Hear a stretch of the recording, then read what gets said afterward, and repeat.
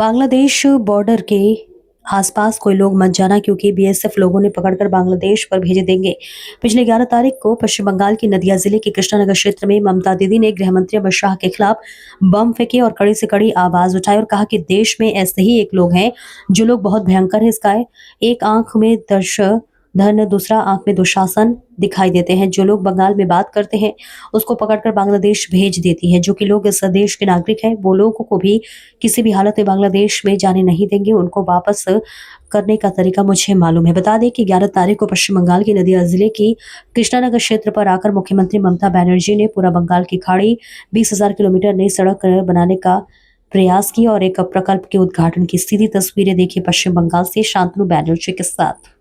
SIR करो और যাই করো, বাংলা থেকে মানুষকে তাড়ালে কি করে নিয়ে আসতে হয় আমরা জানি, আর বাংলায় কাউকে আমরা তাড়াতে দেব না, এটা মাথায় রাখবেন।